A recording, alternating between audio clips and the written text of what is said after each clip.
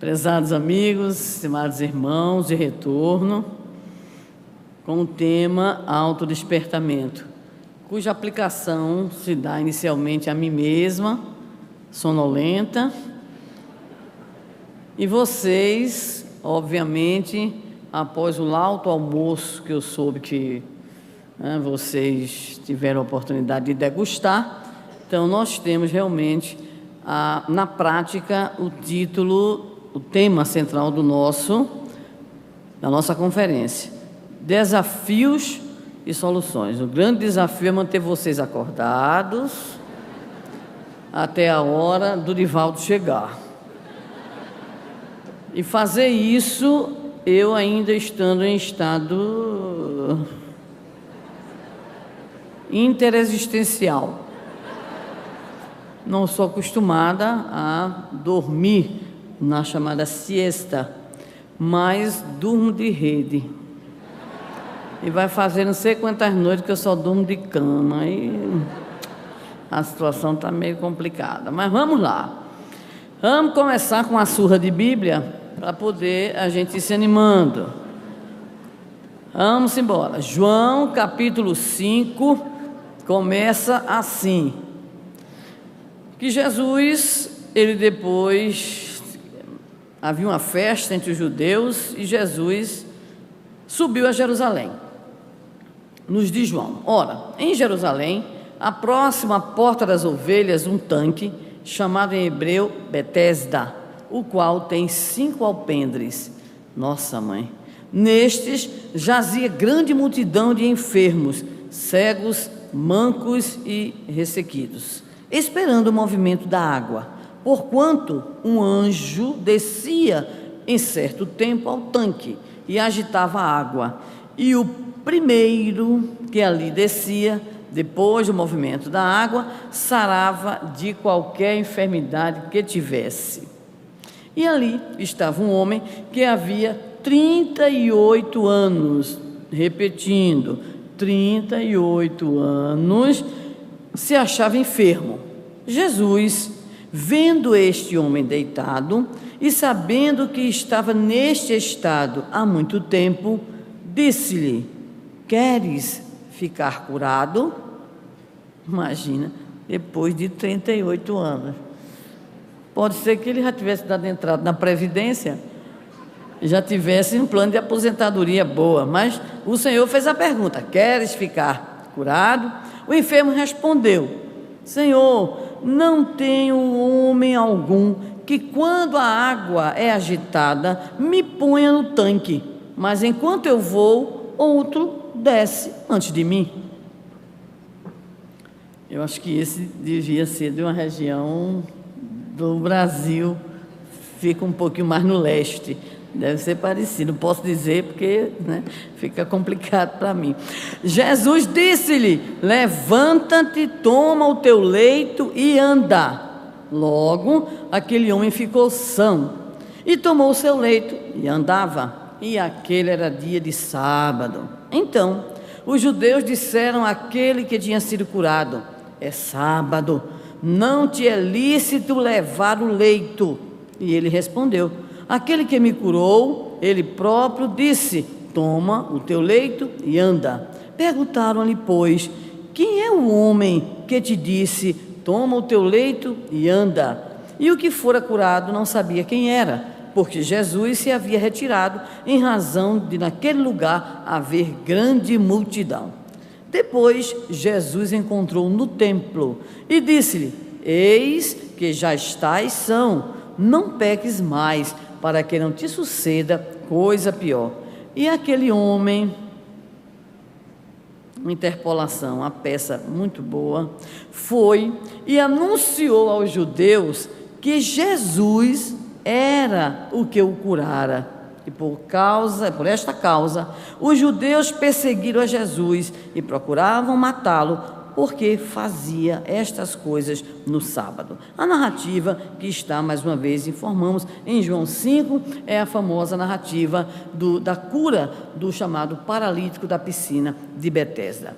Analisando essa situação, essa narrativa, a grande terapeuta alemã, já citamos pela manhã, Hannah Wolff, ela nos traz uma questão muito interessante para que nós possamos, de alguma maneira, refletir sobre o contexto, não apenas daquilo que está sendo narrado, mas, de alguma maneira, para que nós possamos usar a lição do cego, do paralítico, e o seu diálogo com Jesus, bem como a atitude do paralítico posteriormente, para as nossas reflexões. Ora, observemos a primeira situação intrigante. O homem está lá há 38 anos. Jesus olha para ele e faz a pergunta: queres ser curado?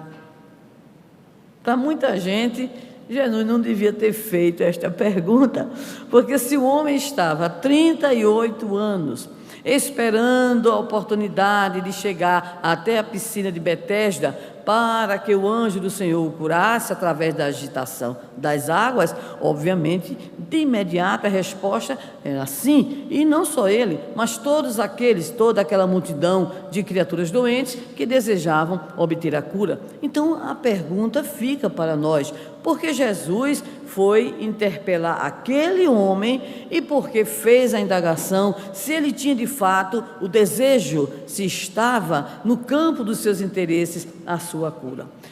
A eminente psicoterapeuta Hannah Wolff nos diz o seguinte, que o primeiro passo para qualquer processo de emancipação, de cura, de libertação, de estar desperto diante da vida é desejar, é querer.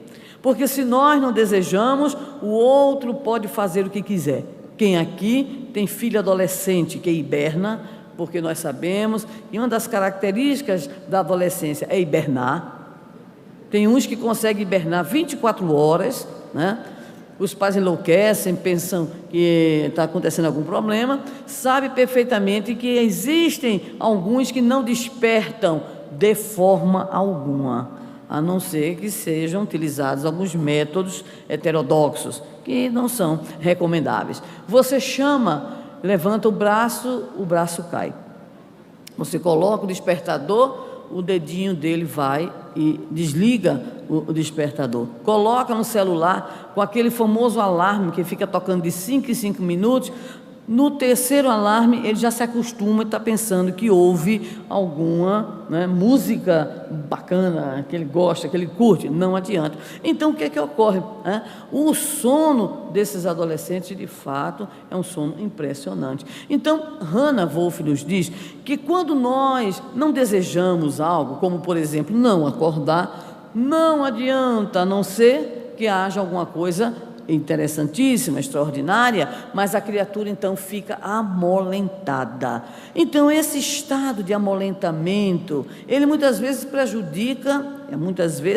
sempre prejudica a nossa vida quando nós estamos sendo convidados, convocados a exercer a nossa ação, a realizarmos algo. E o caso do nosso prezado paralítico da piscina de Betesda é exatamente essa situação. Jesus lhe pergunta: queres então ser curado? Porque o homem estava ali há exatos 38 anos, ou seja, uma existência inteira. Haveria de fato naquela pessoa o desejo, ele queria mesmo, ou ele estava no popular acomodado, estava ali numa boa, numa certa posição que nós diríamos de aceitação tácita diante da situação que ele vivenciava, não tinha planos, não desejava enfrentar nenhum desafio, porque afinal de contas ali dependeria da bondade, da caridade, da assistência pública dos transeuntes, daqueles que ali se encontravam, daqueles que ali passavam,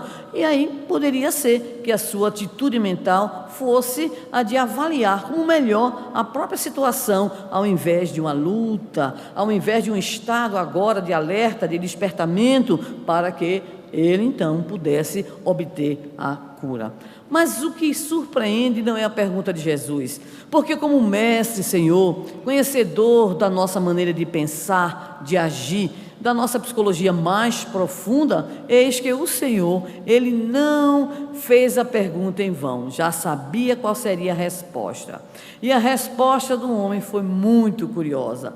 Ao invés de, ao receber a presença daquele homem, que lhe indaga: queres então ser curado? Obviamente que nós imaginamos que a resposta seria logo: sim, quero, mesmo que ele nem soubesse de fato sobre quem era Jesus, sobre a sua condição de criatura extraordinária, de um espírito que veio à terra para curar também, principalmente as nossas mazelas espirituais, mas que veio e auxiliou a tantos que o procuravam com as suas mazelas físicas, corpóreas. Ao invés de dizer logo de pronto que sim, para mostrar um estado então de despertamento, ou pelo menos de interesse pela sua própria situação, ele começou a falar dos outros.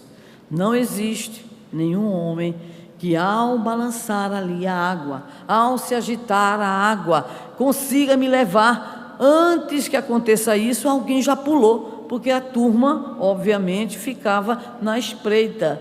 Balançou a água, a turma já pulava, não tinha como. E ele então aguardava que após, olha o ritmo do homem, após o anjo agitar a água, se perceber que a água foi agitada, alguém pegá-lo pesadinho, arrastá-lo até a piscina para ele mergulhar.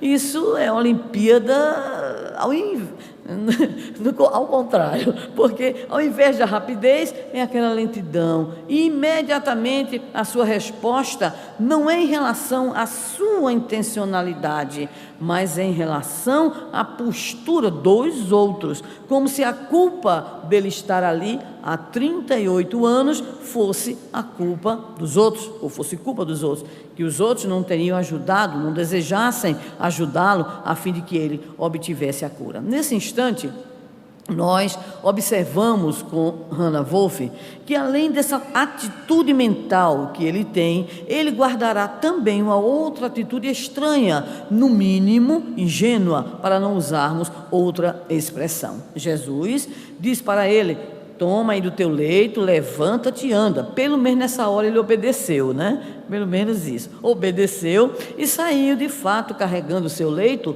Quando foi admoestado por fariseus zelosos do cumprimento da lei, que condenaram o fato dele estar desenvolvendo uma atividade física, carregando o leito, porque era um dia de sábado. Perguntaram e ele disse que não conhecia o homem que houvera lhe proporcionado a cura dos movimentos, mas indo posteriormente à sinagoga, eis então que naquele momento ele identifica a figura de Jesus, porque Jesus lhe dirige de novo a palavra. Jesus gostou do paralítico, foi uma simpatia imensa do mestre por aquela personagem, para mostrar que o Senhor veio de fato para os tristes, os doentes e aqueles preguiçosos também, né? Agora, isso não é motivo para ninguém alimentar aí a preguiça, não. E trate de acordar, porque esse escurinho aqui é terrível, né? Então, nós vamos ver Jesus dizendo para ele: estás aqui, cuida-te, para que não te suceda coisa pior. O Senhor ainda foi lá, ainda foi dar o aval e ainda trouxe a lição educativa. Bem, ao invés da criatura no popular ficar quieta, ele então é o bendito do paralítico de Betesda. Chegou para os judeus e disse: foi aquele ali. A gente vai dizer que ele foi inocente, tá certo? Vamos fazer esse acerto entre nós, para a gente não emitir vibrações negativas para o bichinho, né? Então, o que é que está acontecendo aí nessa situação? A atitude também de desleixo, a atitude de indiferença. Ora, era muito desligamento, ou então ele estava por fora, vivia realmente ali no tanque, na piscina de Betesda, usando a expressão bem dos jovens lá na nossa terra, navegava na maionese estragada, porque não tinha conexão nenhuma, que se os judeus foram procurá-lo para saber a cura em dia de sábado, ele havia sido admoestado, que aquilo pudesse representar de alguma maneira um perigo para a integridade física do seu benfeitor. Não se preocupou, ainda apontou, e aí, conforme os relatos de João, eis que os judeus, aí no caso especificamente os fariseus, os doutores da lei, saíam à procura de Jesus para o matá-lo, em virtude dele estar subvertendo as ordens, subvertendo as tradições religiosas de então. Poderíamos, utilizando os referenciais contidos no livro Vida, Desafios e Soluções, dizer que aquele homem não apenas estava há 38 anos paralítico, mas há 38 anos mantinha uma atitude de sono, a chamada consciência do sono. A consciência do sono querendo significar uma espécie de desprezo pelas necessidades de mudança, uma acomodação sem sentido, uma postura de quem se entrega às situações sem questionamento, sem desejo de mudança, sem desejo de reverter o quadro no qual se encontrava. O espírito Joana de Ângeles diz que realmente é natural, porque um dos primeiros estágios da vida da criatura é o sono. Afinal de contas, passamos bom tempo dormindo na barriga da mamãe, aguardando 9 meses. Tem uns que precisam de indução para nascer. Tem uma tropa que já reencarna desse jeito, né? Então, de repente, a gestação de 10 meses, porque o indivíduo está lá, está tão aconchegante, está tão gostoso, e aí não quer nascer. Já uns não, são apressadinhos, né? Mas nós, de fato, começamos no sono. Mas não apenas nós, sob o ponto de vista das criaturas. É a própria Joana de Ângeles que relembra o nosso Leon Denis, quando afirmava que o psiquismo dorme no mineral, sonha no vegetal, sente no animal e pensa no homem. Mas parece que boa parte desse psiquismo continua dormindo, né? No mineral, no vegetal, no animal e no homem. Tem gente que adora abrir a boca e dizer: não abro mão das minhas horas de sono. Aí a gente começa a contar, né? Porque tem gente que dorme 10 horas, né? Tem uns que dizem assim: olha, são sagradas as minhas 8 horas de sono.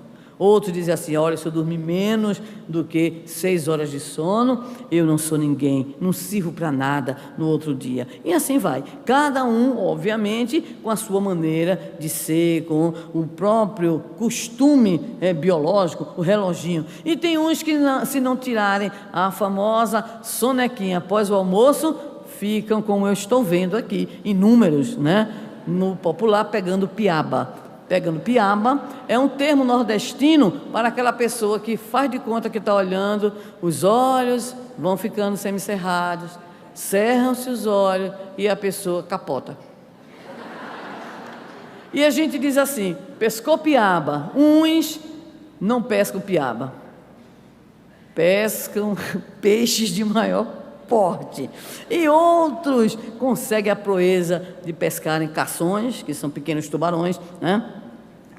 Animais assim, peixes bem robustos, grandes, fortes, né? Porque de fato tem aquela necessidade biológica. Por sinal, alguns médicos, alguns cientistas que devem dormir depois do almoço, sem dúvida, eles dizem que faz muito bem.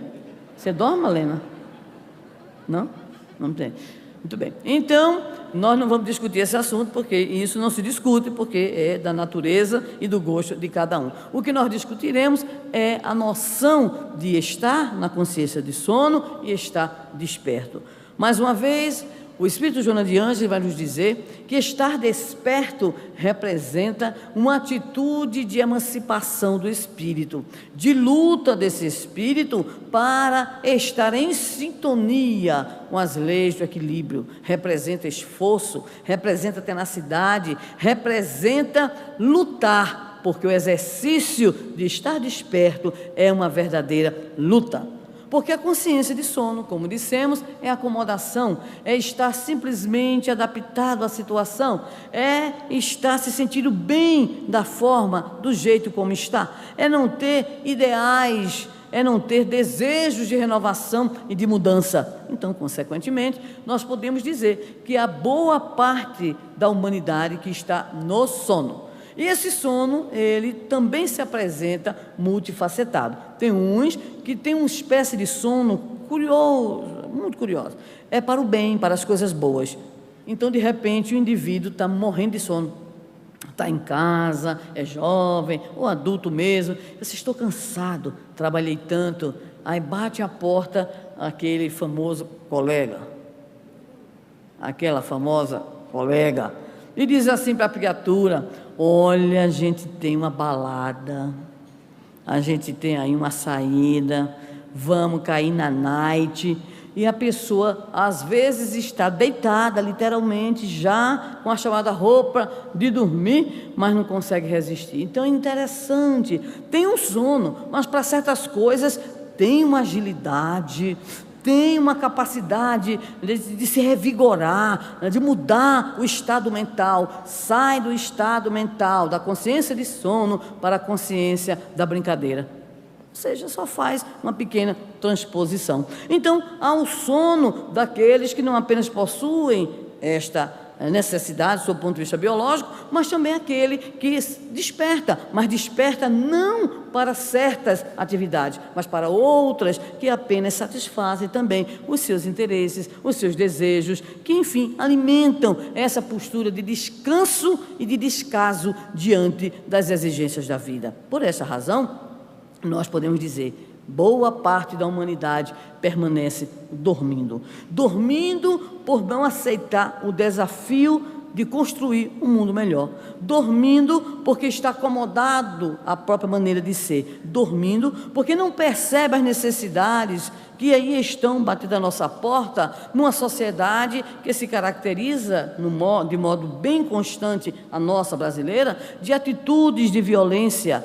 Encontramos, e basta para isso que possamos ter acesso a qualquer meio de comunicação de massa, e ficamos surpresos ao observarmos toda a problemática social envolvendo a violência de matizes os mais variados, e não apenas a chamada violência urbana, não apenas a violência da agressão, a violência do assassinato, do assalto, do sequestro, mas também a chamada violência simbólica, que vem através dos discursos, que vem através das falas, das expressões que alimentam as atitudes de discriminação, as atitudes de exclusão social, as atitudes de humilhação do outro, que se torna de repente inimigo de alguém porque apenas pensa diferente ou é diferente de fato daquele que de repente alimenta na sua intimidade a intolerância. Então, nós estamos vivenciando toda essa problemática, o meio ambiente cada vez mais trazendo ao homem os perigos que já se manifestam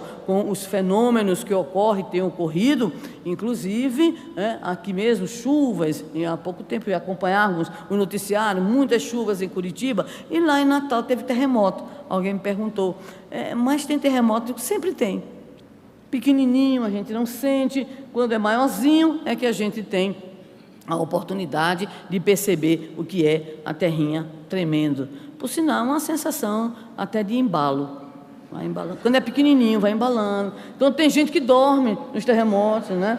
Porque gosta tanto de dormir, diz que legal, estão balançando a cama. Então, o balançar da cama é realmente o balançar da terra. Então, nós nos defrontamos com todos esses estados, que são estados de consciência, para simplesmente identificar que a criatura humana não se encontra de fato desperta para as necessidades de evolução, de melhoria e de mudança. Bem, por que será que a gente prefere então o sono ao trabalho, ao estar desperto? É porque superar essa chamada consciência de sono para um processo de autodespertamento, isso implica necessariamente algo chamado esforço, em algo chamado trabalho, na concepção que a própria doutrina espírita nos apresenta, ocupações úteis, ações úteis. Envolve principalmente uma necessidade que nós identificamos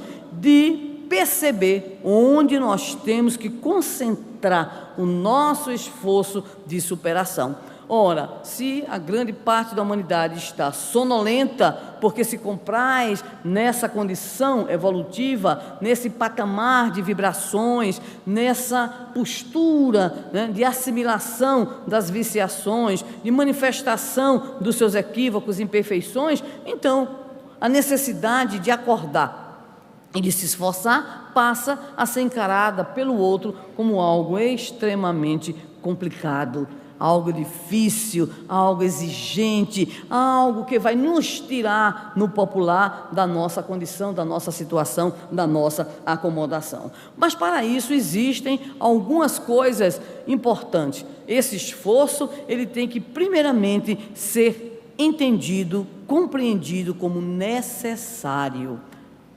Se nós não conseguimos entender sobre a necessidade dessa mudança, se nós não conseguimos identificar em nós próprios essa possibilidade e essa necessidade de mudança, então a tendência será sempre a nossa acomodação. Ou então, termos aquilo que poderemos denominar de ações espasmódicas. Então a gente tem um espasmo para fazer uma coisa boa, daqui a pouco a gente se acomoda de novo. A gente vai, parece eletrocardiograma, vai, não, vou fazer aqui um bem, aí faz bem, mal, bem, mal, bem. Então parece uma sinfonia que não é de amor, obviamente, é uma sinfonia que atesta, como André Luiz coloca, a nossa ausência de perseverança no bem. O Espírito Emmanuel tem uma mensagem chamada Cristão no Mundo, que é muito interessante. Diz que quando muitas vezes a criatura, ela se sente chamada, ela percebe o chamamento para a sua mudança de atitude, ela vai naquele impulso natural próprio, daquele espírito que quer fazer a diferença, então ela vai, então começa a sua transformação. Aí todo mundo no entorno diz, pronto, agora deu, agora deu. Ou seja, a criatura começa a receber a crítica, o apodo, o desestímulo e, quando não, a cobrança. Tem que virar santo da noite para o dia, porque se não tiver essa atitude, então é como se não valesse a pena o seu esforço no sentido da conquista. Emmanuel diz então, pela mediunidade de Chico Xavier, que muitos são aqueles que até vislumbram essa necessidade do esforço, até desejam, ainda que timidamente, essa transformação, mas no popular, a pressão de fora é tão grande que a criatura prefere retornar à posição onde está, para no popular não ser cobrada, não ser exigida. Assim ocorre conosco. É preciso termos sempre na nossa compreensão a necessidade, dizermos para nós mesmos que essa é a nossa meta, é o nosso objetivo de vida. Nós já sabemos, porque todos estudamos aqui, o objetivo da reencarnação é evolução, melhoria progressiva da humanidade, também expiação, porque vai no meio, provação também, sofrimento também, mas o objetivo mesmo final, a meta a ser alcançada é sempre a da nossa melhoria, a do nosso progresso intelecto moral. Então, se nós colocamos aquela meta lá na frente a nos guiar como algo que nós temos que perseguir, ainda que para isso nós tenhamos avanços e às vezes recuos, nós muitas vezes também teremos as chamadas quedas do caminho, mas se nós tomarmos a meta como aquilo que deve ser perseguido, a nossa atitude passa a ser diferenciada no campo dessa situação, desse binômio, estar na consciência do sono ou buscar o despertamento para as realizações no bem, que no nosso caso são urgentes. Notícias do plano espiritual para nós têm vindo inúmeras através de diversas fontes, mostrando exatamente o controle universal do ensino dos espíritos. Está difícil reencarnar. Por isso, nós temos que aproveitar a oportunidade de estarmos na Terra, reencarnados, em processos de aprendizagens, a fim de que esses momentos, que são verdadeiros momentos de eternidade, mas que podem produzir mais perturbações no nosso futuro, ou então nos auxiliar cada vez mais no processo de libertação. Tornar, pois, evolução, progresso, melhoria, a nossa meta é condição sine qua non para nos mantermos despertos. Bem, se isso a gente pode colocar no plano intelectual, é ótimo. Agora vem a segunda situação. A segunda é exatamente esta: como nós vamos conseguir o êxito, já que nós temos a meta? Ou seja, como nós vamos agir? Qual será a nossa estratégia de evolução espiritual? Como será que nós vamos desencadear o nosso processo, a nossa ação no campo do bem? E aí, nós vamos buscar aquilo que os nossos irmãos também conhecem. A questão que Allan Kardec propõe, que é respondida pelo Espírito Agostinho, conhecido como Santo Agostinho, dos pais da igreja, sobre o processo de autoconhecimento, porque ele indagará ao Espírito de verdade como é que nós podemos fazer para vencer essa inclinação que nós temos naturalmente de acomodação, de preguiça. Como vencer em nós essas más tendências? E a resposta que todos nós conhecemos, um sábio da antiguidade já vos disse: conhece-te a ti mesmo. E Allan Kardec, porque mestre também, e como professor que lidou com experiências de aprendizagem de jovens principalmente, ele percebe que o como é uma questão fundamental. Às vezes nós temos clareza do objetivo e temos dificuldade de proceder ao encaminhamento das ações. Às vezes nós sabemos qual é a meta a atingir, mas temos profundas limitações no que diz respeito a como executar o caminho a fim de chegar àquilo que colimamos, àquilo que desejamos. Então, nesse sentido, Agostinho vai nos responder, dando-nos algumas pistas sobre o autoconhecimento, entre as quais a mais importante: ninguém será capaz de desenvolver intimamente este esforço para conseguir alcançar a meta da evolução se não tiver a oportunidade de saber-se quem é, de saber-se como sente, de saber como pensa. As palavras do nosso Alberto nesta manhã, tarde, foram muito felizes, em especial porque ele nos chamou a atenção para que não façamos algo muito comum entre nós, entre as famílias, entre os adeptos da religião, que é esconder aquilo que existe em nós. Com muitas dificuldades, nós nos apresentamos uns diante dos outros, apresentando tantas e tantas vezes aquilo que nós poderíamos denominar uma persona diferente daquilo que é o nosso self, usando aqui as expressões junguianas. Então é como se a gente de repente fosse espírita no centro, fosse espírita na seção, fosse espírita apenas de fachada. Por esta razão, lá atrás Jesus disse àqueles religiosos que se apresentavam assim: sepulcros caiados. Então nós temos que ter cuidado em buscar estabelecer a chamada coerência entre aquilo que somos intimamente e aquilo que apresentamos. Nós não podemos ser espíritas apenas na instituição, de fachada. Temos que ser espíritas no nosso ambiente profissional. Temos que ser espíritas nas relações familiares, nas relações sociais. Espírita deve ser o nosso sobrenome. O nosso querido Divaldo conta muito uma história que acreditamos que muitos conhecem, de um cidadão que era espírita e que toda vida que se apresentava em algum lugar, ele dizia: meu nome é fulano de tal, espírita.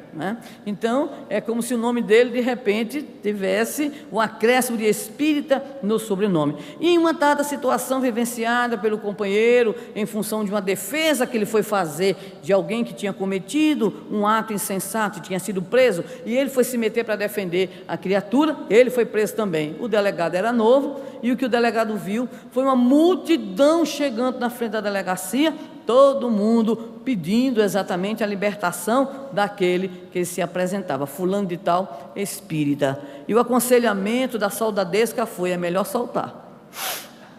É melhor soltar, porque a turma pode até derrubar aqui a delegacia para tirar, porque este homem vive de fato aquilo que prega. Então, quando nós de fato conseguirmos encurtar a distância entre o progresso intelectual que já fazemos pela aceitação das ideias, das propostas, dos valores e o progresso moral efetivado no nosso esforço no bem, nós estaremos então no caminho verdadeiro. Então o autoconhecimento é a chave do progresso individual. Somente aquele que se autoconhece é capaz então de começar a encontrar o chamado caminho que conduzirá definitivamente ao encontro com os ideais de Jesus, com os valores emanados do Evangelho.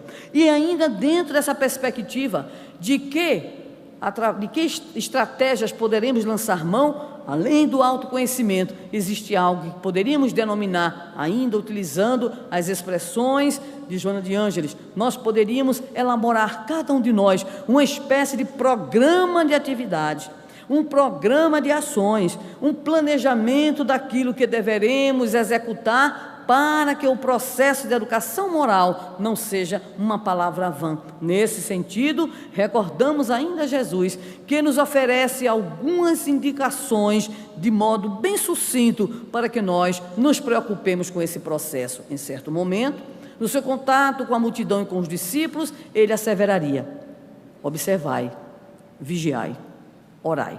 3 verbos.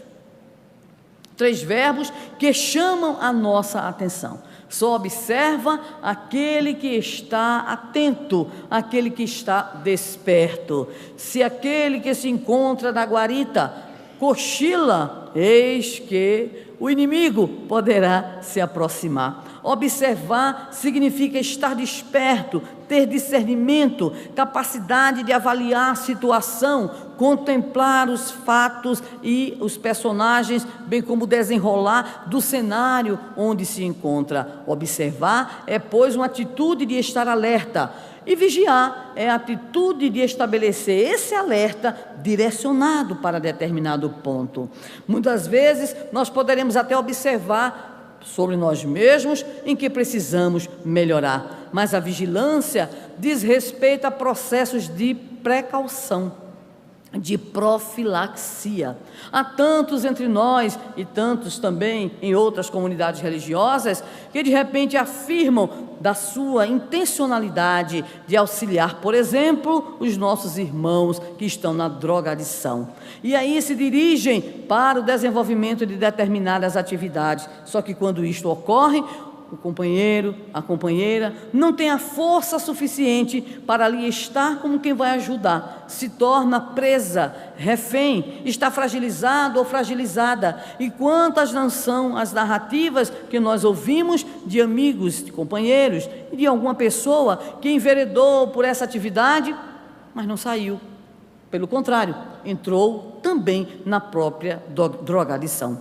Há aqueles que muitas vezes dizem: isso não me afeta, essa ou aquela situação, esse ou aquele ambiente, e quando se vê, a criatura está então envolta nas dificuldades, nos perigos, e aquilo que critica é aquilo que realiza, e aquilo que dizia não mais está acessível em termos de fragilidade moral, e daqui a pouco a criatura resvala, porque não teve a suficiente coragem da vigilância. Observa, mas não vigia.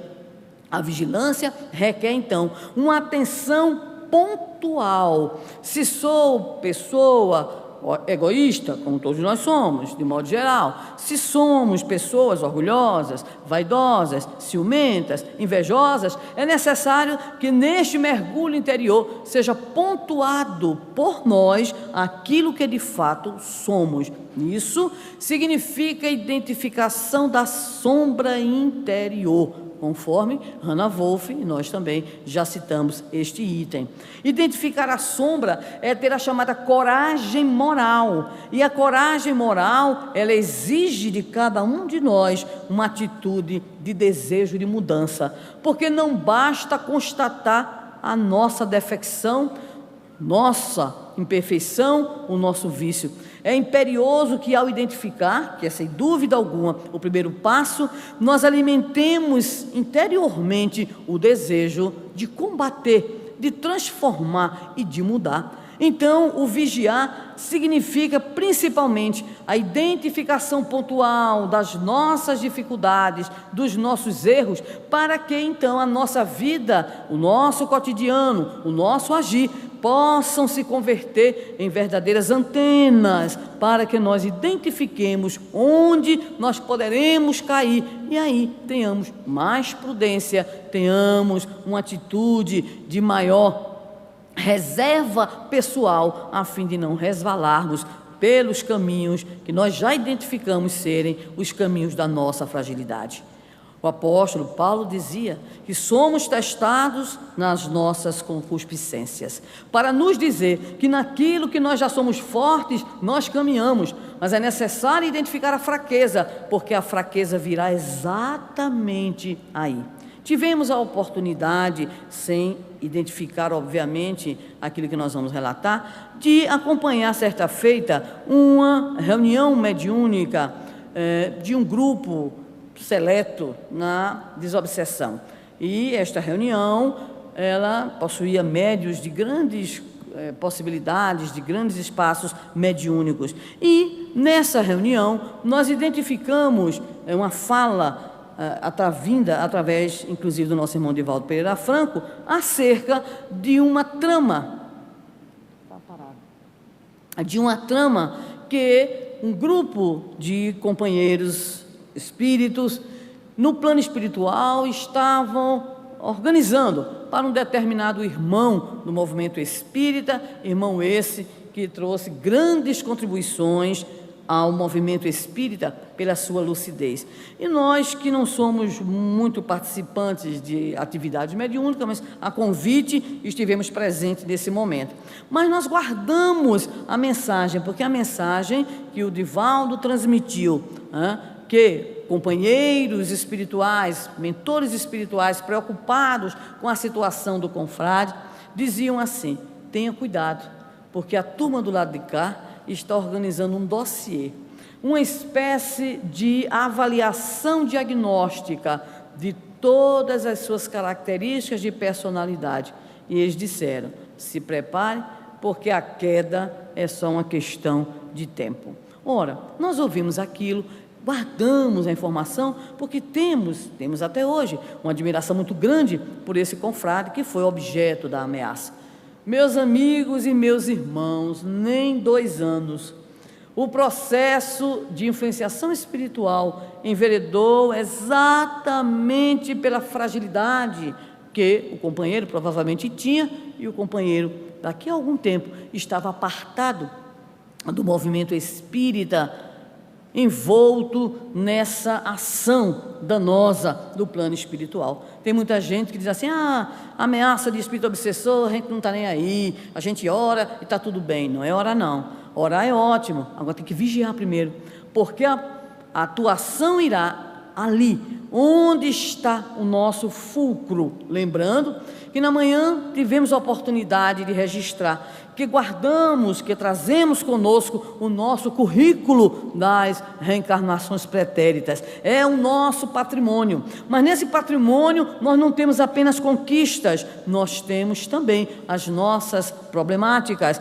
as nossas fragilidades, os nossos problemas. E por esta razão, quando Jesus nos conclama a observar e a vigiar, Ele está nos alertando sobre a fragilidade nossa, sobre o ponto no qual seremos atingidos, testando então a nossa própria vontade, testando o nosso esforço. Mas aí vem, para completar, a oração. Não a oração simples, não a oração mecânica, não a oração gestual, mas a oração profunda, a oração que se reveste por parte daquele que ora de uma atitude de seriedade, de serenidade, de entrega e também de súplica. Nesse sentido, há uma outra passagem do Evangelho que nos ajudará bastante também a refletir em torno do despertamento próprio. A passagem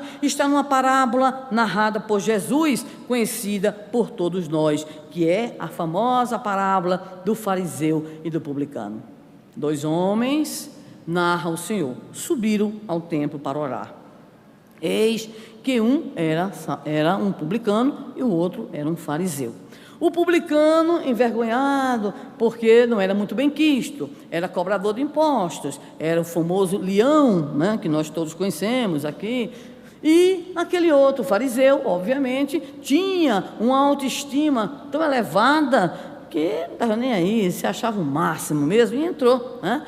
Entrou, foi lá mais próximo ao templo, e aí percebeu a presença do publicano.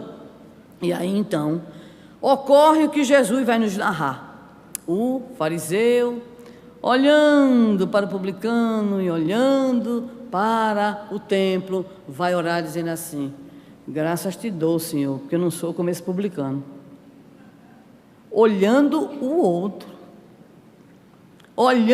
de novo o outro, e não ele próprio. Mas em relação a ele próprio, ele vai logo estabelecendo na sua oração com o Senhor as suas condições. No popular, começou a se mostrar. E disse assim: ele jejuava, ele fazia isso, ele fazia aquilo. Ou seja, já foi dizendo ao Senhor: Senhor, se o Senhor não tem minha ficha aí em cima, por favor, é só abrir e a minha ficha, olha, está limpa, né? Eu cumpro tudo aquilo que a lei pede. Mas a narrativa continua, e o Senhor diz que o publicano, batendo no próprio peito, identificando a sua própria sombra, a sua própria dificuldade, as suas limitações, dizia, sem nem sequer conseguir chegar mais próximo ao templo, ali no altar, sem nem sequer conseguir, de fato, ter aquele encontro direto com o seu Senhor. E aí então, bate no peito dizendo: Senhor, tem piedade de mim, que sou um pecador.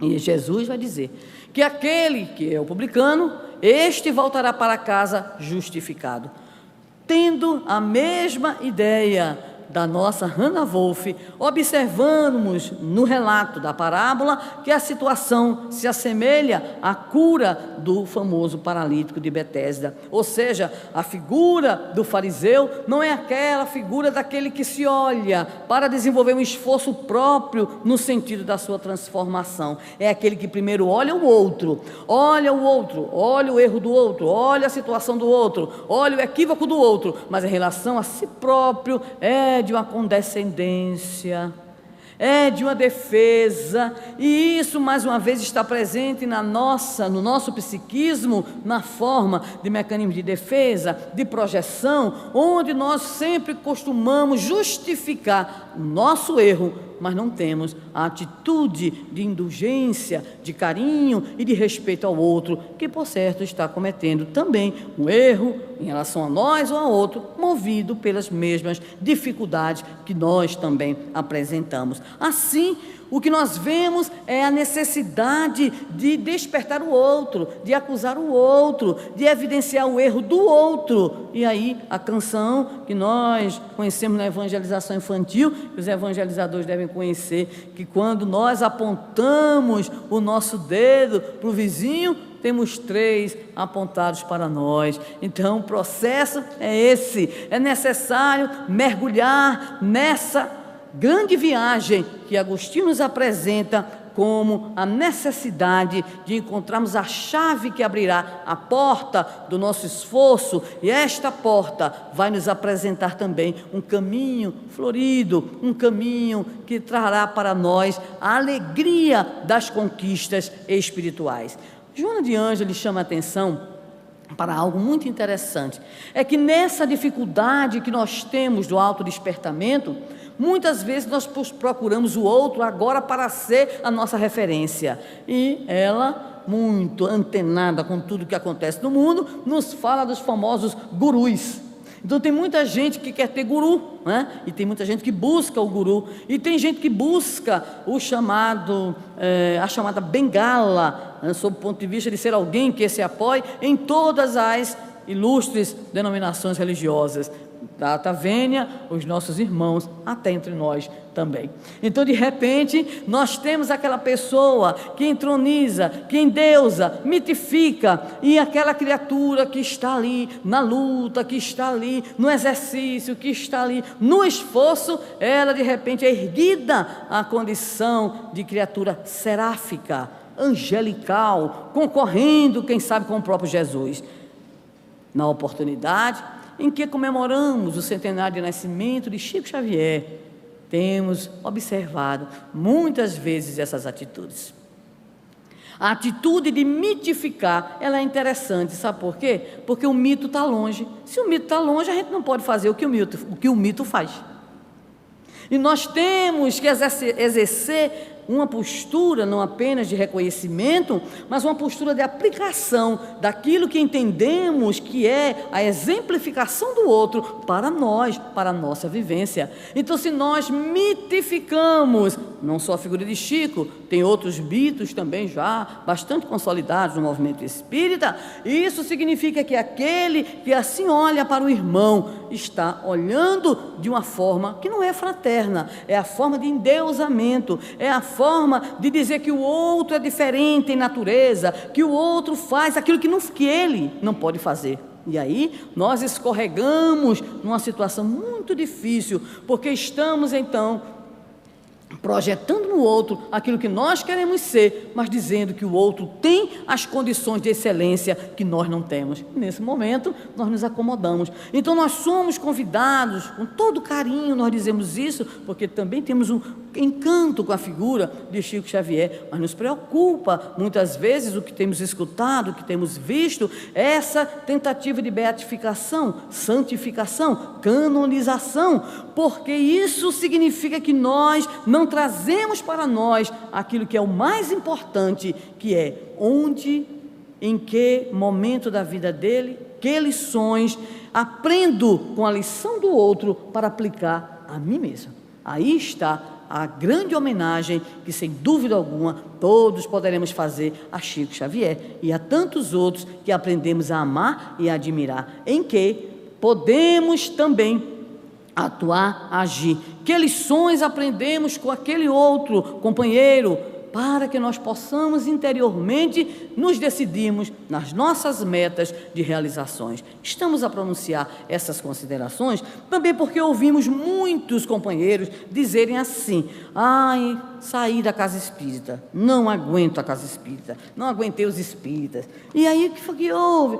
Não, aconteceu isso, aconteceu aquilo outro. Mas nós encontramos pessoas que inclusive labutaram conosco no movimento espírita há algum tempo e dizem assim: estou decepcionado ou decepcionada com a doutrina espírita. E quando nós começamos a tentar saber o que foi que aconteceu, descobrimos que não é um problema doutrinário. O problema é que a pessoa mitificou, no sentido de considerar que tal pessoa, um evangelizador, um coordenador, um dirigente, um orador, um médium, de repente, essa criatura passa a representar integralmente a doutrina. E aí o outro diz: me decepcionei com a doutrina. Não se decepcionou com a doutrina, se decepcionou com os que tentam, os que lutam também para praticar a doutrina. Isso, ainda observando o pensamento de Joana de Ângeles, é a nossa imaturidade espiritual, é a nossa imaturidade psicológica nos processos constantes de transferência da responsabilidade do nosso próprio esforço, que deve vir para com o outro.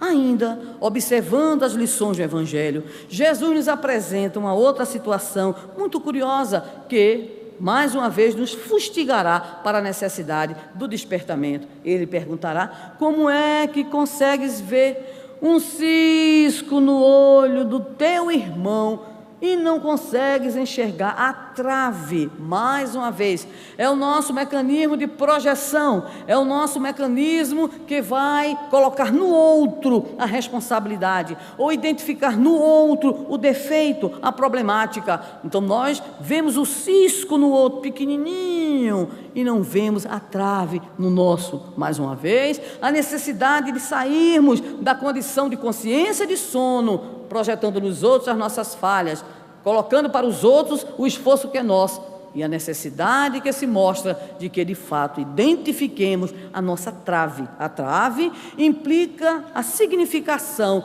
da nossa própria limitação, a identificação das nossas dificuldades, a identificação daquilo que precisamos enfrentar com coragem, com o apoio, obviamente, dos nossos mentores espirituais, com o estudo, com a dedicação, com o trabalho, com o exercício da prática do bem, junto às nossas casas, às nossas instituições, com o exercício das virtudes, a humildade, a solidariedade, a compaixão, a tolerância, são ações renovadoras, porque nós estamos preocupados com como, sabemos a meta a atingir, e aí a segunda questão, a qual estamos ainda em desenvolvimento, o como nós vamos ter e chegar, se não temos ainda, a uma atitude de despertamento diante das situações que enfrentamos na vida.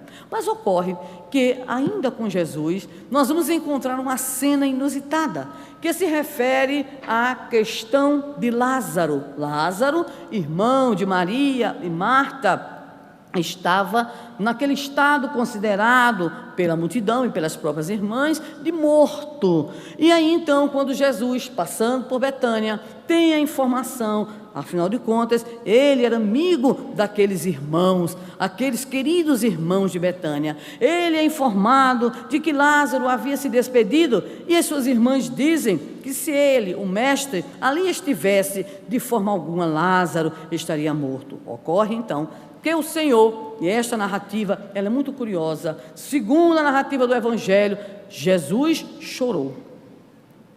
Até hoje eu fico perguntando por que foi que Jesus chorou, né? Tem uma razão, eu vou ler do lado de lá, se Deus quiser, a versão completa, né? Mas Jesus chorou. Penso, talvez, na minha limitação, que Jesus chorou pela nossa própria limitação e fragilidade, porque ele diria logo em seguida: mas ele não está morto, ele apenas dorme.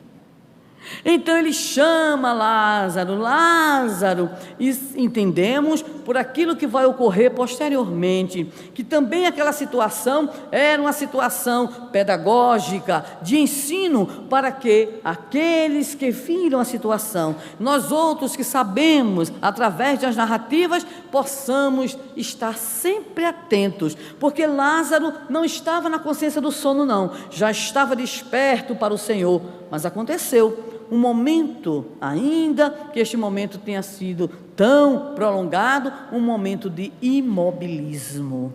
Prestemos atenção, mesmo quando nós alimentamos na nossa intimidade o desejo do encontro definitivo com Jesus, mesmo quando nós, enfrentando a nossa vida e buscando estabelecer a trajetória da evolução intelecto-moral em nossa maneira de ser e proceder, mesmo com todo o nosso esforço, mesmo inclusive com toda a nossa dedicação às causas do bem, a determinadas provas, a determinadas dores, a determinadas perdas e a determinados sofrimentos que atingem profundamente as almas. Não são apenas as chamadas almas frágeis, não são apenas as almas adormecidas, não são apenas aquelas criaturas que de repente podem não apresentar uma folha de serviço, por exemplo, tão grande ao bem, ou uma lista de virtudes. Às vezes nós somos tocados na nossa fragilidade, e nós temos encontrado entre nós, inclusive no próprio movimento espírita, aqueles companheiros que possuem uma folha de serviço profundamente invejável, se pudesse existir uma inveja cristã. E essas criaturas enfrentam às vezes sofrimentos acerbos, decepções extraordinárias que pesam no chamado ânimo do trabalho e da atividade. Por isso, ainda que tenhamos em nós a certeza do nosso esforço, ainda que tenhamos em nós essa meta de atingirmos a nossa plenitude, continuemos também exercitando a vigilância constante, porque muitas vezes, de onde menos esperamos, chega a crítica ácida, a palavra que é maldita e maldita, nos dois sentidos, né? Encontramos às vezes o companheiro que deserta do trabalho, o familiar que não nos compreende, que nos fere na intimidade. Ouvíamos, e é por essa razão que estamos a colocar para que não haja interpretações. Essa nossa fala diz respeito ao contato com uma irmã nossa, do nosso estado, que dizia-nos recentemente, por ocasião de uma visita a uma casa espírita, do seu sofrimento de mãe dedicada, que educou todos os filhos na doutrina espírita, que tem uma folha de serviço longa, larga e de qualidade, mas a intolerância religiosa das próprias filhas e filhos a faz sofrer profundamente, chegando ao ponto dela nos colocar a título de confidência, de apoio, de amizade, que sentia-se enfraquecida após mais de 40 anos de dedicação à causa espírita, ferida pelos próprios familiares, pelos próprios filhos, que costumam dizer-lhe que ela, infelizmente, está condenada à fogueira dos infernos por ser espírita. Então é necessário que nós lembremos a lição de Lázaro, que não estava na consciência do sono, mas que teve este momento, e o Senhor chorou em solidariedade, a dor profunda, chorou em solidariedade, a dor das irmãs, e resgatou: Lázaro, acorda, vem. Situação semelhante é a da menina, aquela que a mãe chora sobre ela, dizendo ao Senhor que ela está morta, mas que se o Senhor quisesse, o Senhor a faria retornar à vida, e Ele pronunciará as célebres palavrinhas que juntas compõem o nome de menina, muito bonito, Talita, né? Ou seja, acorda, menina, e a menina acordou. Então nós temos sonos fisiológico, letárgico, nós temos o sono cataléptico, mas o pior de todos os sonos, sem dúvida nenhuma, é o sono da consciência, que preferiu a intolerância, é o sono da consciência que preferiu o crime, é o sono da consciência que preferiu abdicar, ou então adiar, sem data, o encontro consigo mesma, o encontro com a própria consciência, que deve refletir as nossas necessidades, o encontro com o Evangelho do Senhor. Lembramos também, ainda no Evangelho, que Paulo, frequentemente em suas cartas, costumava estimular os irmãos, dizendo-lhes assim: já é hora de vos despertardes do sono. Em outras oportunidades, mais uma vez, retomava, dizendo: desperta, tu que dormes, e levanta-te entre os mortos. A primeira dirigida aos romanos, a segunda dirigida aos efésios. Curiosamente, Paulo diz aos efésios: desperta, tu que dormes, e levanta-te entre os mortos. E poderíamos dizer: mas espera aí, Paulo falou isso onde? Ele falou para vivos, sob o ponto de vista material, fisiológico, biológico, mas se dirigiu aos irmãos efésios, conclamando-os a despertarem, não da morte física, mas da morte da consciência, quando esta consciência adia o seu encontro consigo mesma, quando a consciência adia a meta a ser alcançada no campo das realizações espirituais. Por isso mesmo, encontramos ainda no texto em Vida, Desafios e Soluções, Joana de Ângeles a nos dizer que despertar, mais uma vez, é sempre muito doloroso, porque é difícil o abandono dos chamados hábitos enraizados.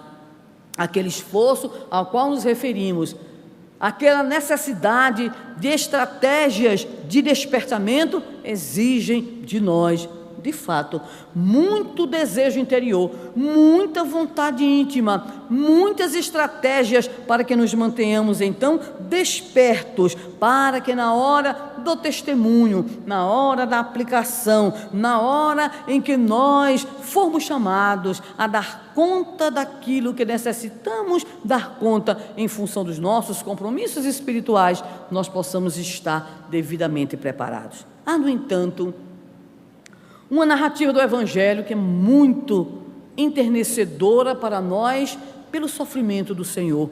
É o Senhor que se dirige ao horto, ao Monte das Oliveiras, a fim de orar. Afinal de contas, estavam perto perto aqueles momentos em que ele enfrentaria a prisão, em que ele enfrentaria a humilhação, em que ele seria conduzido ao suplício. Ele então vai orar, mostrando-nos que se ele, o Espírito puro que pisou a terra, ele, o Filho de Deus, ele, o Messias, necessitava de orar, imaginemos nós que aqui estamos nas nossas profundas limitações e dificuldades. Ele leva então consigo para mostrar a necessidade da solidariedade, a necessidade do apoio, 3 discípulos, aqueles que costumeiramente o seguiam em seus momentos mais isolados, em seus momentos mais delicados: Pedro, João e Tiago. E disse para eles, convidou-os para que pudessem orar com eles. No entanto, por 3 vezes o Senhor que orava, que evocava a Deus, que pedia a Deus, que suplicava a Deus, não por ele só especificamente, mas por todos nós, pela nossa iniquidade, pela nossa loucura e ignorância, ele olhava para os discípulos e os discípulos estavam dormindo. Não era só o sono fisiológico, porque o Evangelho não nos traz apenas as lições exatas, lineares. É preciso entender que naquele momento o sono dos próprios discípulos do Senhor, os 3 que a gente diria, os queridinhos, os chamados pelo Senhor para acompanharem mais diretamente alguns de seus momentos e situações, foram exatamente aqueles que adormeceram. E no último momento Jesus apenas lhes diz: agora é tarde. Também a lição do Monte das Oliveiras representa algo sobre o qual todos precisamos meditar, pensar, refletir. É o momento da solidão. Ninguém gosta de solidão. Todos nascemos para amar e ser amados, para viver em sociedade. Temos na base biológica o instinto gregário, temos a necessidade social de estarmos juntos, nos amamos, nos completamos uns com os outros, mas há um momento que é o momento da solidão, em que de repente todos estão até junto a nós, fisicamente falando, mas nós estamos solitários no testemunho que precisamos dar. É o momento da dor que a gente não tem nem coragem de socializar com o outro. É o momento da perda que a gente sofre, e por mais que a gente procure dizer, por mais que a gente procure exteriorizar, a gente ainda assim está solitário. Este momento de solidão é o momento de Jesus no horto, é o momento em que, mesmo tendo ao lado os companheiros queridos, aqueles que dariam continuidade à sua luta, aqueles que compartilhavam o ideal da construção de um mundo melhor pela divulgação da Boa Nova, ainda assim o Senhor estava sozinho na sua oração. Por esta razão, identificamos a necessidade do autodespertamento. É primeiramente a necessidade individual, é a necessidade que nós devemos comunicar, porque temos a obrigação de nos auxiliar uns aos outros, como também dizia o apóstolo Paulo: nada devemos uns aos outros, senão o amor recíproco. Mas há um momento de solidão, é um momento, por exemplo, em que recebemos um diagnóstico da doença, é um momento em que recebemos a notícia da nossa falência financeira, por exemplo. É o momento em que recebemos a notícia de um ato de violência em direção a um familiar nosso. É um momento em que nós mesmos fomos o objeto da violência de um irmão mais infelicitado do que nós. Neste momento, auxilia-nos o Espírito Joana de Ângeles. É necessário formular a seguinte pergunta, ipsis literis: o que me está desejando dizer este fenômeno perturbador?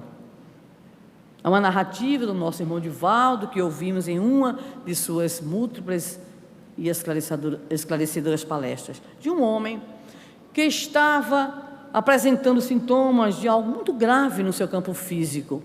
Encontrando-se nos Estados Unidos, procurou um médico, e naquela objetividade né, dos médicos. O médico olhou para ele e disse: o senhor tem um câncer de estômago e o senhor tem que se operar urgentemente. O seu tempo de vida será muito pouco. Ele olhou para o médico e disse assim: mas eu sou paisagista e a primavera está chegando. O médico olhou para ele, deve ter dito: esse devia operar outra coisa, né? Mas disse para ele: mas o senhor não pode, o senhor não tem condições, o senhor quer voltar aqui quando? Não, quando passar a primavera, eu sou paisagista, é hora de trabalhar, de embelezar a cidade, eu tenho meus projetos. Então o senhor assina um termo de responsabilidade, fixou o nome do cidadão para poder não levar um processo, né? E aí então, algum tempo depois, a atendente diz: doutor, lembra-se daquele homem que esteve aqui, o paisagista? Sim, deve estar morto, senão ele está aqui na porta, aqui no consultório, na sala. Disse: como? O homem está aí? Sim, o homem está aí. Quando ele entrar, o homem entrou e disse: doutor, eu agora vim fazer a cirurgia. O médico disse: tá, vamos lá, é urgente. Fez os exames pré-operatórios, tudo arrumado. O homem fez a cirurgia, o médico acompanhou, fez algumas orientações logo no pós-operatório e disse para ele: daqui a 30 dias o senhor retorne, porque nós temos alguns outros procedimentos a realizar. O senhor tinha cuidado, coisa e tal. Fez todos os encaminhamentos. O homem sumiu de novo. O homem sumiu. E aí, algum tempo depois, uns 6 meses depois aproximadamente, a atendente chega para ele e diz: doutor, aquele homem, o paisagista, aquele que veio só um certo tempo depois do que o senhor operou, disse: já sei, morreu. Disse: não, está aí. Ele chamou o homem. Se o senhor está aqui: pois é, doutor, o senhor me desculpe, eu tive alguns trabalhos, algumas atividades do paisagismo e eu vim agora perguntar ao senhor o que é que eu posso comer. O médico disse para ele: o senhor pode comer o que o senhor quiser. 6 meses depois, o senhor está vivo, então o senhor pode continuar comendo. Agora o senhor vai me responder uma coisa: como é que o senhor, com um câncer, o senhor está aqui na minha frente, não cumpriu o prazo para a cirurgia, não cumpriu o prazo pós-operatório, eu quero que o senhor me diga o que é que o senhor fez. E ele respondeu: quando eu saí daqui, no primeiro dia com o diagnóstico, fiquei atormentado. A notícia me perturbou profundamente. Mas aí, quando eu cheguei em casa, eu decidi conversar com o câncer. O médico deve ter dito: esse realmente é uma beleza, né? E ele disse que olhou-se no espelho e perguntou: câncer, o que você quer me ensinar? O que você quer me dizer? Em que eu tenho que melhorar? Que nova pessoa você quer me ensinar a ser? E foi assim, doutor, dialogando permanentemente com ele, que identifiquei algumas coisas que deveria mudar na minha vida, algumas coisas que eu deveria me proporcionar, algumas mágoas que deveria extirpar da minha intimidade. E eu estou aqui. E o doutor disse: aprendi uma grande lição, siga em paz. E de fato o homem seguiu. O comportamento do equilíbrio é exatamente assim.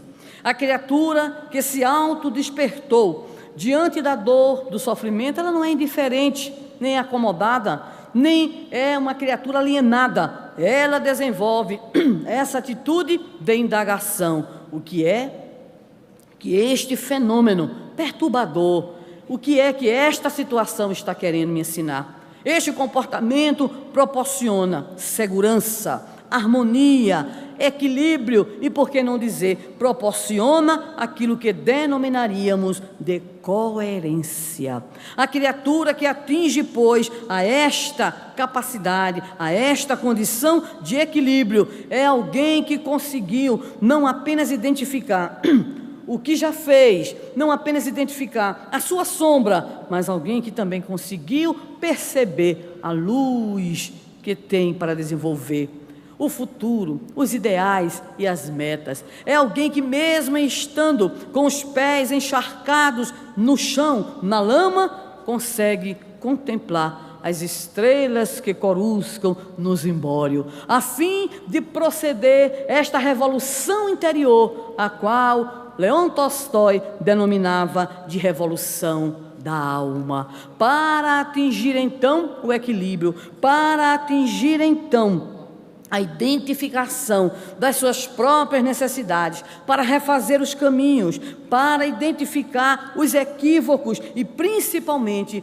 para identificar as possibilidades de acertos, conduzindo a sua vida, o seu processo de amadurecimento psicológico e de transformação íntima, com equilíbrio, com alegria, sem punições, sem complexos, enfim, olhando como quem contempla de fato as possibilidades que o futuro apresenta. É necessário assim, queridos e estimados irmãos, encontrarmos-nos com as chamadas leis do equilíbrio no campo moral e no campo emocional. E essas leis representam a capacidade de medirmos os valores adequados à nossa própria paz interior e à nossa necessidade de prosseguir evoluindo. O esforço para o equilíbrio é o caminho eficaz da autorrealização. O mecanismo do autodespertamento é o trabalho, é a ação no bem, é a revisão dos nossos equívocos, é a busca de ações que possam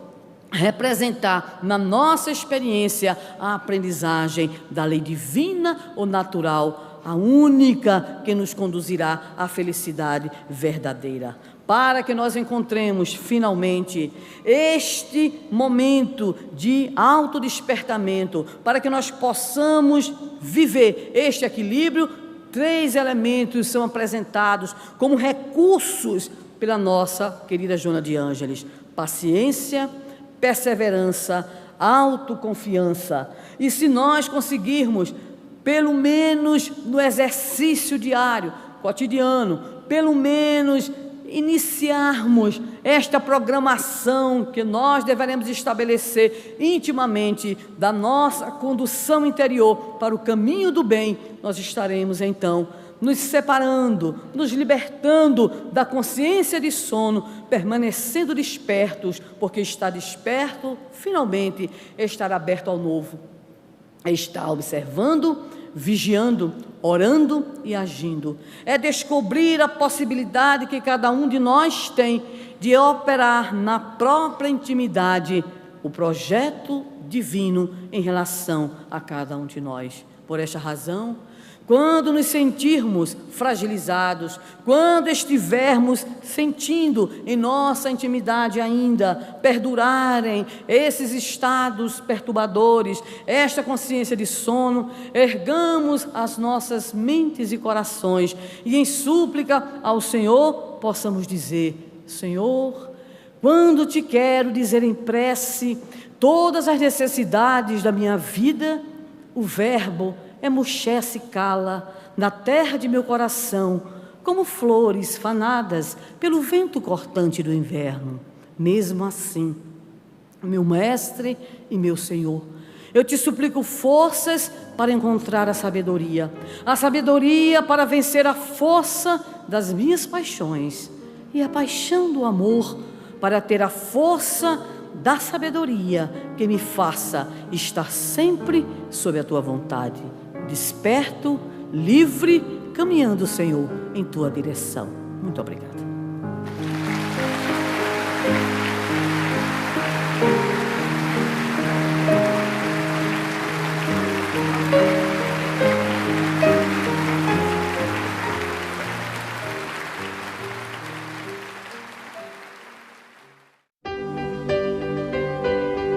A Federação Espírita do Paraná apresentou a 12ª Conferência Estadual Espírita, que abordou o tema Vida, Desafios e Soluções.